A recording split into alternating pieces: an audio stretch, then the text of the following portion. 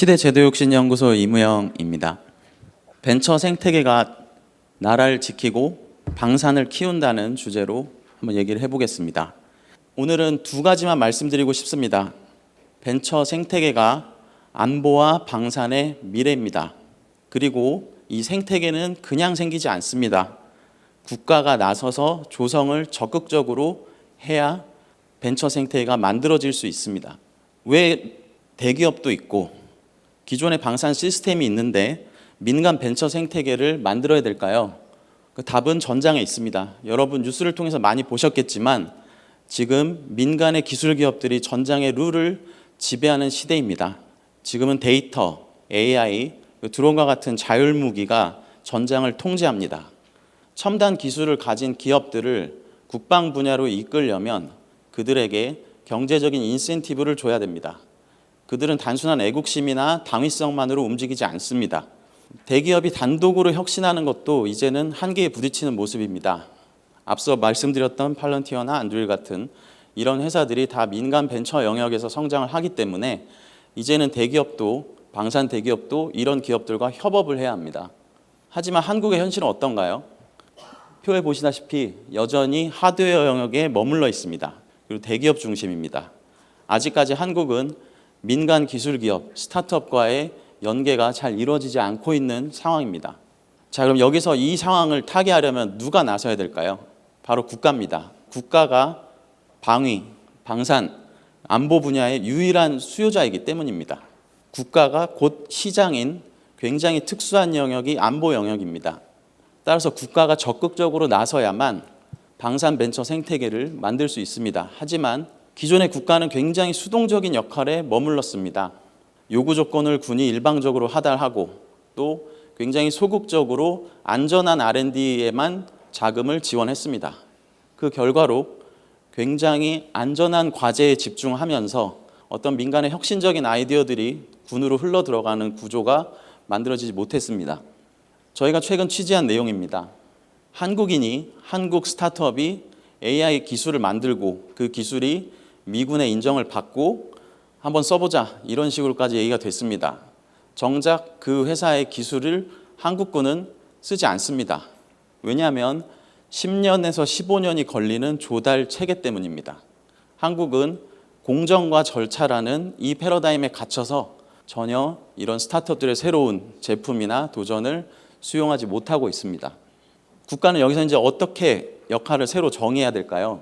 바로 민간과 군을 적극적으로 연결해주는 생태계 설계자가 돼야 합니다. 또 정부는 적극적으로 생태계 마중물 역할을 해야 합니다. 가장 먼저 리스크를 감수하고 투자를 해야 됩니다. 그리고 써줘야 됩니다. 그래야 비로소 무언가 시작될 수 있는 겁니다. 그걸 가장 성공적으로 해낸 나라가 바로 미국입니다. 미국은 3단계로 접근을 했습니다. 제일 위에 보시는 게 R&D 차원이고요. 가운데 보이시는 게 투자 차원이고 그 다음에 이제 조달과 획득 차원, 이 3가지 차원에서 미국은 성공적으로 벤처 생태계를 군 조직 안으로 끌어왔습니다. R&D 차원입니다. 미국은 SBIR이라는 프로그램이 있습니다. 중소기업의 혁신적인 연구를 지원하는 지원금 제도입니다. 일단 예산도 큽니다. 60억 불 이상이고요. 이 중에 절반이 국방 분야에 투자가 됩니다. 그리고 무엇보다 실패가 용인되는 시스템을 갖고 있습니다. 인큐텔이라는 회사 혹시 들어보셨나요? 미국 CIA가 만든 벤처 캐피탈입니다. 한국으로 치면 국정원이 VC를 만든 겁니다. 저 왼쪽에 있는 양복 입은 분이 1999년 당시에 CIA 국장이었던 조시 테넷입니다. 초대 대표를 맡은 분이 가운데 있는 길먼 루이란 분입니다. 이분 굉장히 특이한 이력을 가지고 있습니다. 우리가 다 해본 테트리스 게임, 그거를 상용화한 게임 개발자입니다. 이 굉장한 특이한 조합 덕분에 미국에서는 정부가 벤처 생태계의 마중물 역할을 해줄 수 있었습니다. 길먼 루이는 자기가 게임 개발자 출신이기 때문에 실리콘밸리의 언어와 문화를 잘 이해하고 있었습니다. 그리고 CIA는 자신들의 니즈를 적극적으로 설명을 해줬습니다. 그 중개 역할을 잘 하다 보니까 팔런티어 같은 이런 성과물이 나올 수 있게 됐습니다. 처음에 팔런티어는 2003년에 창업을 했습니다. 그 당시에 투자자도 없고 써줄 수 있는 고객을 만나기도 힘들었습니다. 그때 인큐텔이 다가와서 한번 개발해봐라 하고 2주 만에 데모 버전을 개발해서 써보고 바로 그걸 계약을 해줬습니다. 그렇기 때문에 오늘날의 팔런티어가 있었던 겁니다. 마지막으로 조달 파트입니다. 미국 국방부 안에는 DIU라는 국방혁신단 조직이 만들어져 있습니다. 이 조직은 조달 패스트트랙을 운영합니다. 미국도 마찬가지로 기존에는 5년, 10년 동안 조달 획득 절차가 굉장히 길었습니다. 이거를 두세 달로 줄여버립니다. 그리고 이들은 거점이 실리콘밸리에 있습니다. 이들이 초점을 맞추는 것은 기존의 방산 기술이 아니라 민간, 100% 민간의 상용 기술에 초점을 맞춥니다. 이 기술 중에 군에서도 쓰일 수 있는 것들을 빠르게 도입하기 위해서 노력하고 있는 조직인 겁니다. 이런 미국의 케이스를 한국에 적용을 하자면 이렇게 정리할 수 있을 것 같습니다.